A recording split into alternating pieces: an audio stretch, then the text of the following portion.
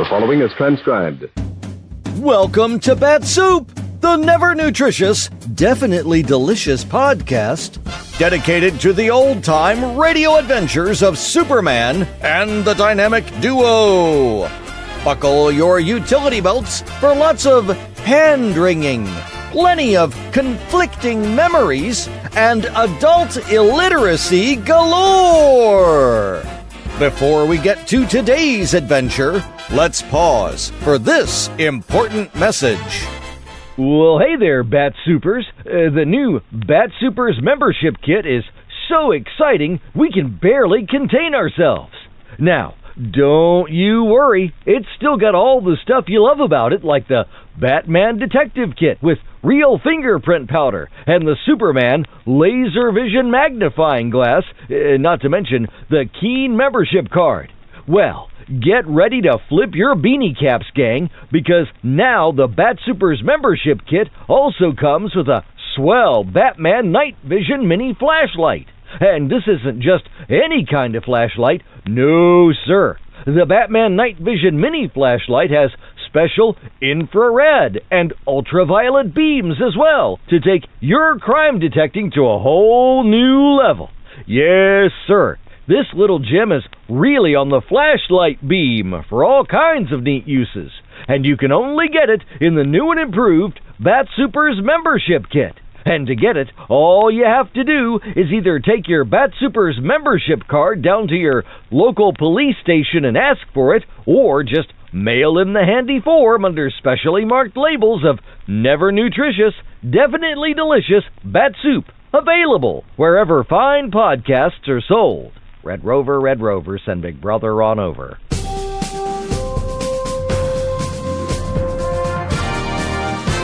And now, Bat-Supe presents today's adventure, Part 2 of The Secret Letter, as originally broadcast on November 26th, 1946. Faster than a speeding bullet. More powerful than a locomotive. Able to leap tall buildings at a single bound. Look, up in the sky. It's a bird. It's a plane. It's Superman. Kellogg's Pep. P-E-P, Pep. Kellogg's Pep, the Sunshine Cereal, presents The Adventures of Superman.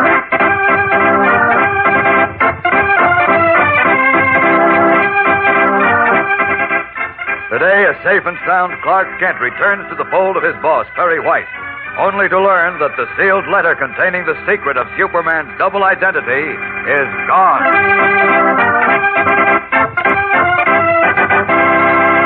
Hello there, gang. This is your pal, Dan McCullough. I'm telling you, gang, this brand new series of comic buttons, the new prizes and packages of Kellogg's Pep, is just about the most fun that ever happened. In the first place, they're old, familiar favorites. Pals that you've been following in the funny papers for a long, long time. 18 of them in all, like Toots and Casper, the Inspector, Barney Google, Judy and Corky from Gasoline Alley, and Goofy and Beezy from Harold Dean, and, of course, Superman himself. And these new Pep comic buttons are done up in full colors, printed clear and bright as anything, so that they'll really show up when you wear them pinned on your jacket or your dress or cap. You'll have a load of fun collecting them and swapping duplicates with your pals. Yes, sir, it's a swell hobby. And the best part is, you don't have to send in a single penny for these exclusive prizes. Not even a box top. And you can't buy them anywhere. All you do is to make sure Mom keeps stocked up on Kellogg's Pep. And you get a nifty comic button in every package. That's P-E-P, the Sunshine Cereal. Yes, Pep's a dish that's hep for breakfast. It's so sunny and golden toasted and delicious. So ask Mom to get you some Kellogg's Pep next time she goes shopping. And now, the adventures of Superman. Realizing that he might never return from his search for the lost planet Apollo, Superman, before his departure, left a sealed letter with Dr. Millison, the famous scientist, in which he revealed the secret of his double identity. In the event that he failed to return by a certain time, Millison was to deliver the letter unopened to Editor Perry White. Returning to Earth a few hours past the stated time, Superman learned that Millison had just delivered the letter to White and Jimmy Olsen. And praying that they had not yet read it, he hurried to the Daily Planet newspaper in his guise of Clark Kent. In White's office, Kent learned that the letter had not been read only because it had disappeared. Shocked, Kent gasped. My enemies get hold of that letter. Why, anything can happen. Huh? Great Caesar's ghost, will you please tell us what this is all about? Gee whiz, I don't get it at all. Look, you didn't... No, I didn't commit any crimes or anything like that. It's just that well, you see... No, I don't see. No, neither do I. What was in that letter, Kent? What was in it? Yes, what was in it that's so all-fired important? Why, Well, how should I know? How should you know? Oh, my dear sainted Aunt Tilly. Gosh, Mr. Kent, something must have happened to you up on Apollo. How can you say you don't know what's in that letter Wait a minute. What's the matter with you two? Don't you realize we're talking about Superman's letter? Of course I know it was Superman's letter. Well? What I want to know is why you've been beating your chest and tearing your hair about it. Do you know what was in it? Well, how should I know? No, I've got to be calm. I've got to remember I'm not young anymore. But, Kent, if you don't stop bushing about the beating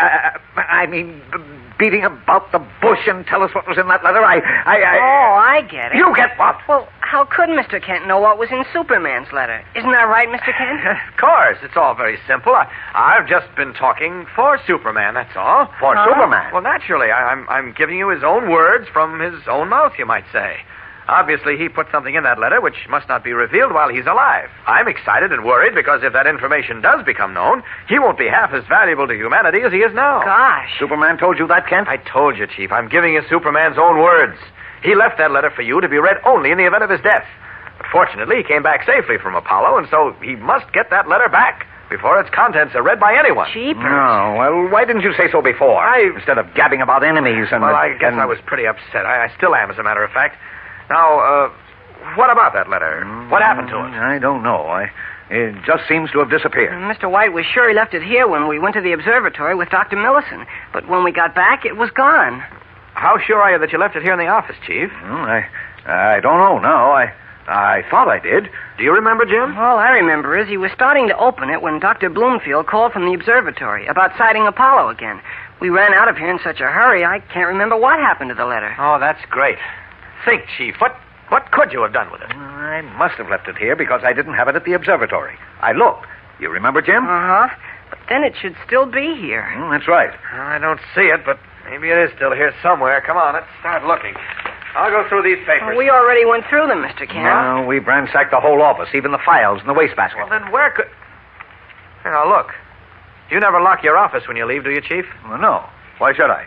Well, then someone might have come in, seen the envelope, and walked off with it. Say, that's right. Nobody could come in here but members of the staff, and none of them would dare take a sealed envelope off my desk. We can't be too sure. Well, I am sure. Anyhow, nobody came in here while I was gone. I've already questioned Miss Backrack, whose desk, as you know, is right outside my door. Wait. When you two left here with Dr. Millison, did you go directly to the observatory? Uh-huh. Yes. How did you go? Oh, by taxi. What kind of taxi? What kind? Yes, red and white, checker, yellow, which? Oh, I think it was a red and white. No, the yellow, I think. Or was it a checker? Oh, come on, make up your minds. Which was it? Well, maybe it was a checker at that. Gosh, I don't know what it was now. Oh, and you call yourselves newspaper men. What? Well, gee whiz, we were all excited. A reporter is supposed to keep his head and be observant. Now, how do you like that for gratitude? We were worried about you fathead. We thought you were done for, and that's why we... I'm sorry, Chief. Really, I am. I shouldn't have said that, but I'm very upset, and it's just... Hello? Excuse me, Chief. This is Clark Kent of the Daily Planet.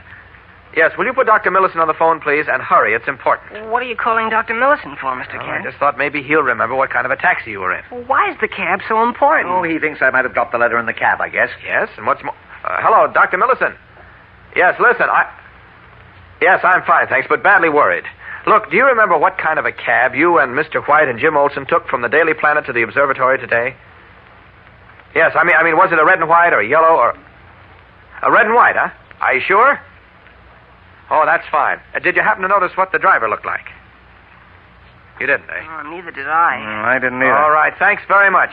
Well, I haven't time to explain now. Yes, later. All right, thanks again, Doctor. Goodbye. He said it was a red and white, eh? Yes, and Well, that's what I said first. Well, you call the red and white cab company, Kent. Our driver might have found the letter and turned it into his office. No, I'm going to the cab office myself. If the letter wasn't turned in, I want to find the driver. Come on with me, Jim. Keep your fingers crossed.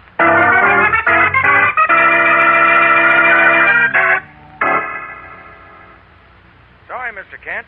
There was nothing turned in by any of our drivers today. Uh-oh. Of course, it might be turned in later. If you want to leave your phone number, No, why... I can't wait. The letter is too important. I've got to find the driver of that cab and talk to him. Yeah, but I... How are we going to do that, Mr. Kent? We don't know who he is, and none of us even remember what he looked like. No, Jim, but cab drivers have to keep a record of their trips. Isn't that right, Mr. Sandler? Yeah, that's right. Oh. Some driver's log will show a trip from the Daily Planet to the observatory on Mount Arthur around noon today. He's our man. Oh, well, let's get busy. Check the records. No, we can't do that yet. Can't? Why not? This trip was made around noon, as you say. Driver was working their first shift. Huh? That's from 8 in the morning till 4 in the afternoon. Uh-oh. First shift drivers won't be in here till 4 with their logs. Gee whiz, it's just 3:20 now. Well, if you want to wait... We'll why, but- wait. We've got to wait. My only hope is that whoever found that letter isn't too curious to refrain from opening it.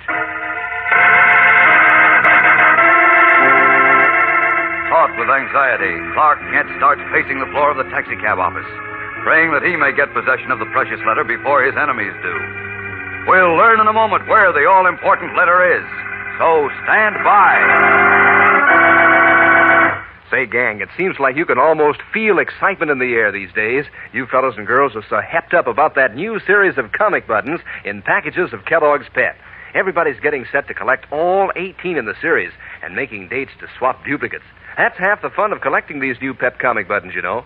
If you open a package of Pep and you find a button like one that you already have, well, then you trade off with one of your pals who has one that you need in your collection. It's mighty exciting, and these Pep comic buttons are so doggone slick-looking, you won't want to miss out on a single one. You'll want Vitamin Flintheart and Flash Gordon and Superman and all the rest. So get busy on your collection, gang. Remind Mom to get plenty of Kellogg's Pep. That's right, you don't have to send in any money, not even a box top. And you can't buy these comic buttons anywhere, but you'll find a nifty comic button in every package of Kellogg's Pep you open. That's the Sunshine cereal, you know. Tastes so catchy and golden at breakfast that you want to eat lots, which is always a good idea because Pep's so good for you. Yes, sir, Mom will be glad to get you some P-E-P, the Sunshine cereal, Kellogg's Pep.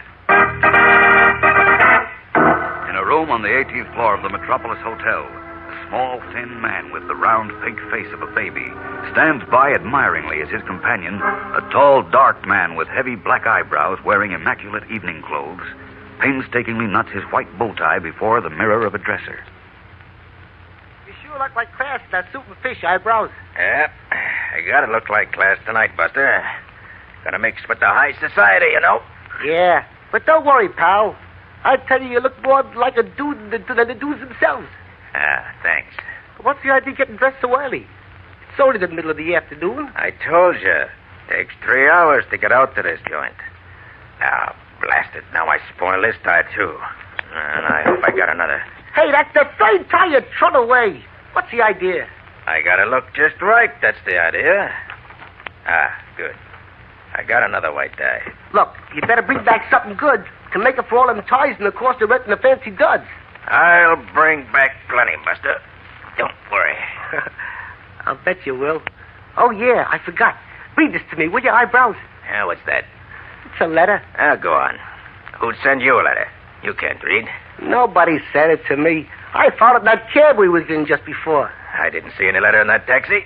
It was down behind the seat. I always reach down for a look-see. And sometimes I find money that rolled out of a guy's pocket. This time I found a letter. I'll read it to me, will you? What do you want to read somebody's letter for? Go look at the funny papers. Good for more laughs. Oh, you already looked at him. Anyhow, I like to hear other guys' mail read to me. Come on, eyebrows. Be a good guy. Read it to me, huh? Haven't got time, Buster. Throw it away. I'll read you the comics when I get back. Nah, I don't like that. I like to hear letters. Please, eyebrows. All right. Gee, thanks. Come on. Give it to me. Hurry up, quick. All right, here it is. I got it out of the envelope already. Yeah, good. Says, White, Lois, and Jim. Oh, it's written to 3 people, huh? Yeah, 3 people. Prepare yourselves for a shock. Hey, it starts out real good, don't it? Since it's very possible that I may never return, What'd you stop reading for? Hey, wait a minute, Buster. What's the matter? Great snakes and fishes. This letter is from Superman.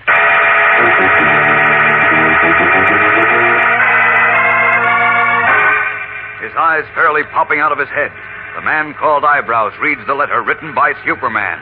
Apparently, the letter in which the Man of Steel reveals his identity as Clark Kent, who is Eyebrows, and his little companion Buster.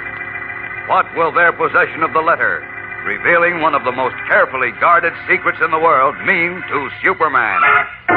Tomorrow's episode is packed with thrills and excitement, gang, so don't miss it. Tune in, same time, same station. And remember, for breakfast, it's Kellogg's Pep. For excitement, the adventures of Superman.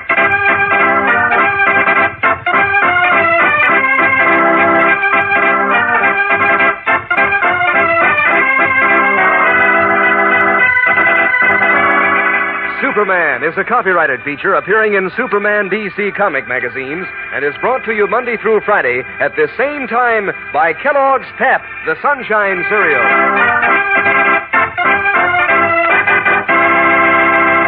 Say, when you shiver out of bed on a frosty morning, gang, that's Crumbles weather. That's when you want a toasty kind of cereal with zip and go. Kellogg's Crumbles.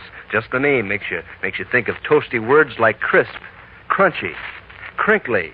Crumbles, sort of sweet and mellow rich. The only cereal in the whole wide world made in those crinkly shreds of real whole wheat. You bet, gang, this is Crumbles weather. Time for crisp, crunchy, crinkly Kellogg's Crumbles. And be sure to be with us tomorrow for the thrilling adventures of Superman. This is the Mutual Broadcasting System. That was part 2 of The Secret Letter from The Adventures of Superman. Thank you for listening. Never miss an episode of Bat-Supe by subscribing on your favorite podcatcher. Bat-Supe, a proud member of the Moonlight Audio Theater family of podcasts, is also available on YouTube and Facebook. Why not go there and give us a like? And we'll soon be heard as part of the Mutual Audio Network's Saturday Story Circle. Learn more at bat-supe.podbean.com. Well, that'll wrap things up for this episode of Bat-Supe. But be sure to tune in next time when you'll hear Buster say... The guy, if you ask me, is a screwball. Do you know who said, absolute freedom of the press to discuss public questions is a foundation stone of American liberty? Those words were said by former President Herbert Hoover. Mr. Hoover was well aware of the important role that freedom of the press had played in the creation and growth of the United States of America. He realized that without freedom of the press, no democratic form of government could exist. One of the first steps in the path toward totalitarianism is the creation of a controlled press. A free press hampers the work of a potential dictator. When the press is free, the people of a country are free. When the press is not free, the people of a country are in danger of slavery. Remember the words of Herbert Hoover. They are part of your American heritage. Freedom of the press is a foundation stone of American liberty.